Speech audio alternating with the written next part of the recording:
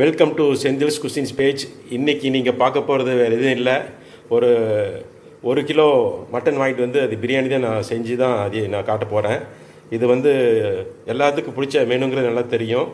அதனால் நீங்கள் இது கண்டிப்பாக ட்ரை பண்ணிங்கன்னா ரொம்ப நல்லாயிருக்கும். வாங்க நம்ம மெயின் பேஜுக்கு போகலாம். இன்றைக்கி நம்ம 1 கிலோ மட்டன் தான் நம்ம பிரியாணி செய்ய போகிறோம். மட்டன் வாங்கி நல்லா கழுவி வச்சுருக்கு. அந்த நெய் எண்ணெய் கூட தாளிக்க போகிற அந்த கரம் மசாலா பட்டை, கிராம்பு, ஸ்டார் சீடு, ஏலக்காய், அப்புறம் மராட்டி முக்கு, அப்புறம் பே லீவ்ஸ், பிரீச்சி இலை நம்ம போட்டு தாளிக்க போகிறோம். நம்ம தாளிக்கிற இந்த கரம் மசாலா முதல்ல தண்ணியில் போட்டு நல்லா கொஞ்சம் ஊற வச்சிடணும். அப்போ தான் அந்த அரோமா நம்ம பிரியாணிக்கு வெளியே வரும். இப்போ நம்ம தண்ணியில் ஊற வச்சு அதை கழுவி வச்சு 1 கிலோ சிக்கனுக்கு ஒரு 4 பெரிய வெங்காயம் எடுத்து ஸ்லைஸாக கட் பண்ணி வச்சுருக்கு.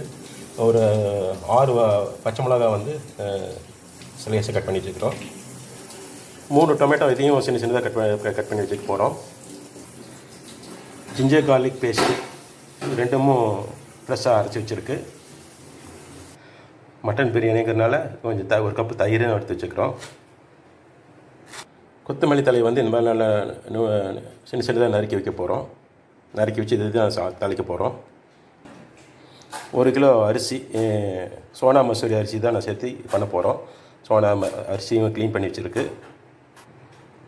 நான் நெய்க்கு பதிலாக பட்டர் தான் யூஸ் பண்ண போகிறேன். பட்டர் கொஞ்சம் ஆயில் கொஞ்சம் தேங்காய் எண்ணெய் யூஸ் பண்ண போகிறேன். இப்போ அதில் பட்டர் எண்ணெயை ஊற்றி இப்போ ஒரு குக்கரில் இது இப்போ ஹீட் பண்ணிகிட்டு இருக்கேன். இப்போ அதில் நம்ம கழுவி வச்சுக்கிற இந்த கரம் மசாலாவை சேர்த்துறோம்.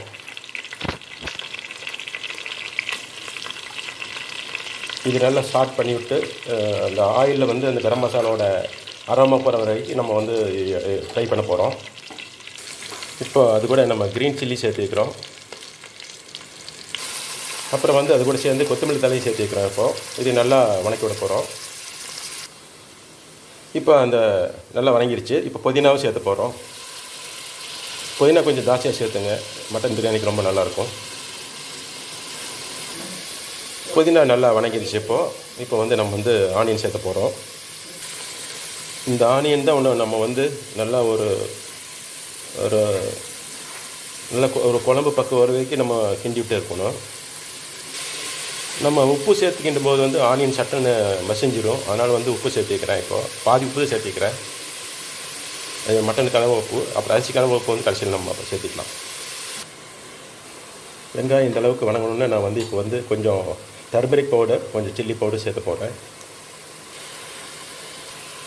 இப்போ டர்மரிக் பவுடர், சில்லி பவுடர் சேர்த்தோன்னே இது திருப்பி நல்லா பெரட்டி விட போகிறோம். பெரட்டி விட்டுருக்கு. இப்போ இது இன்னும் ஒரு 2 நிமிஷம் வேக வைக்க போகிறோம். வெங்காயம் இந்த அளவு பக்கத்துக்கு வணங்கணுன்னு நம்ம இப்போ ஜிஞ்சர் கார்லிக் பேஸ்ட் சேர்த்த போகிறோம்.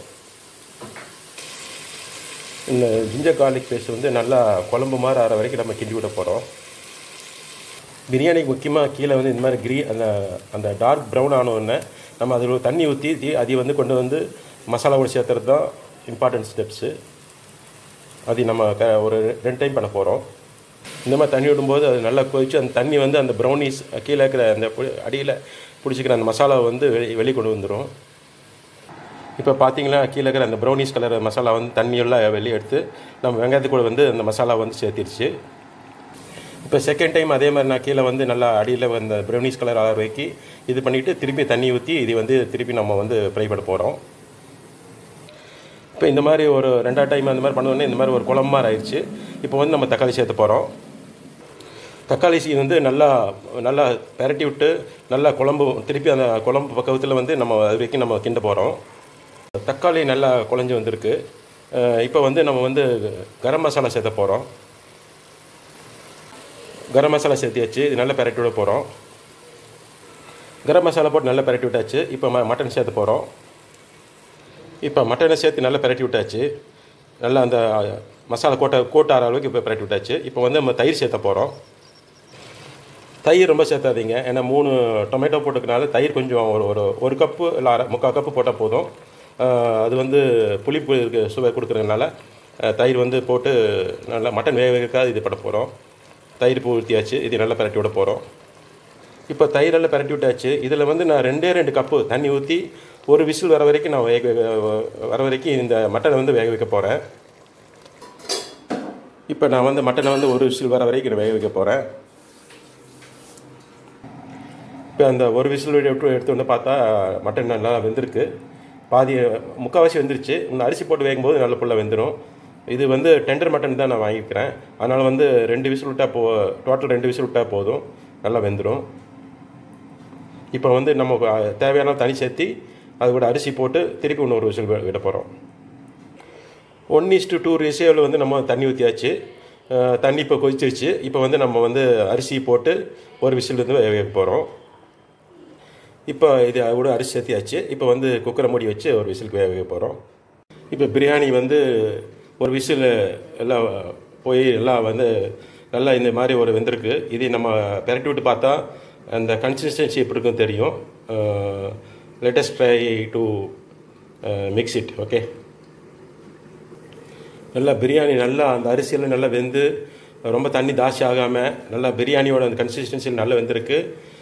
ரொம்ப நல்லா அருமையாக வந்திருக்கு. இந்த சேனலை நீங்கள் வந்து பார்த்ததுக்கு ரொம்ப நன்றி.